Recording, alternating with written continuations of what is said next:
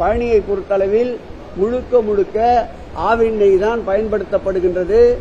தேவைக்கு அதிகமாகின்ற பொழுது வேறொரு தனியாரிடம் வாங்கப்படுகின்ற நெய் கூட அந்த தனியார் கம்பெனி கூட இப்பொழுது புகாருக்கு உள்ளாகி இருக்கின்ற நிறுவனம் இல்லை என்பதை தெளிவுபடுத்த கடமைப்பட்டிருக்கின்றேன்.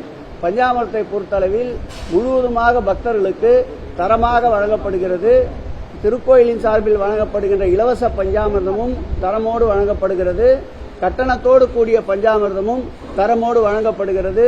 அதற்கு உண்டான பரிசோதனைகள் தொடர்ந்து நடைபெற்றுதான் அந்த பஞ்சாமிர்தம் விநியோகத்திற்கு வருகின்றது.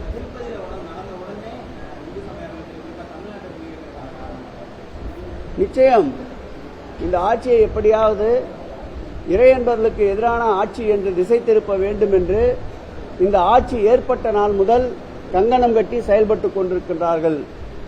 அவர்களுடைய கனவுகளை தகர்த்து தரைமட்டமாக்குகின்ற செயல்தான் திராவிட மாடல் ஆட்சியுடைய முதலமைச்சர் அவர்கள் பல்வேறு புதிய புதிய திட்டங்களை இந்த இந்து சமய அறநிலைத்துறைக்கு வழங்கிக் கொண்டிருக்கின்றார்கள்.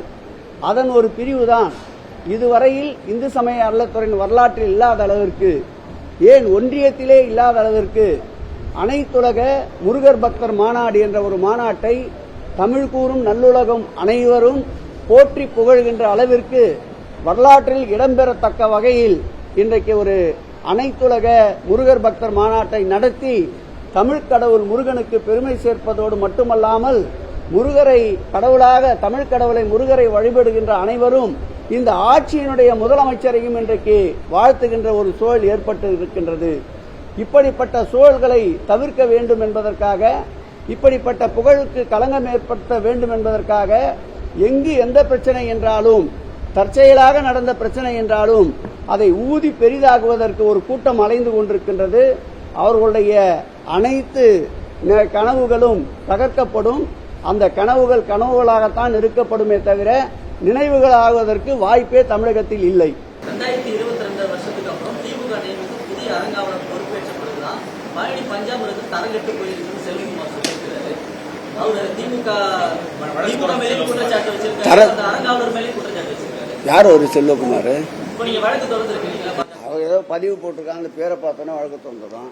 தரங்கட்ட மனிதர்களிடம் தரமான வார்த்தையை எதிர்பார்க்க முடியாது. ஆகவே இதை பற்றியெல்லாம் இந்து சமய அறநிலையத்துறை கவலைப்படவில்லை. குற்றமாக இருந்தால் அதை சுட்டிக்காட்டினால் அதை சரி செய்து கொள்வதற்கு தயாராக இருக்கின்றோம். தவறாக இருந்தால் அதை சுட்டிக்காட்டினால் அதை திருத்திக் கொள்ள தயாராக இருக்கின்றோம். பழனி திருக்கோயிலை பொறுத்தளவில் நியமிக்கப்பட்ட அரங்காவலர்கள் தரமானவர்கள் என்பதால் தான் உலகமே வியக்கின்ற ஒரு அனைத்துலக முருகர் பக்தர் மாநாட்டை பழனியிலே நடத்தி காட்ட முடிந்தது. அந்த அரங்காவலர்கள் மொத்த பேரும் அந்த அனைத்துலக முருகர் பக்தர் மாநாட்டிற்கு செயற்கரிய பல செயல்களை இரவு பகல் பாராமல் செய்தார்கள். ஆகவே கூறுகின்ற ஒரு குற்றச்சாட்டு மஞ்சள் காமாலைக்காரனுக்கு கண்டதெல்லாம் மஞ்சள் என்பதை போல் அவர் இந்த ஆட்சியின் மீது குறை சொல்ல வேண்டும் என்பதற்காக சொல்லப்படுகின்ற குற்றச்சாட்டுகள். செய்திகளை உடனுக்குடனும் துல்லியமாகவும் தெரிந்து கொள்ள சப்ஸ்கிரைப் பண்ணுங்க.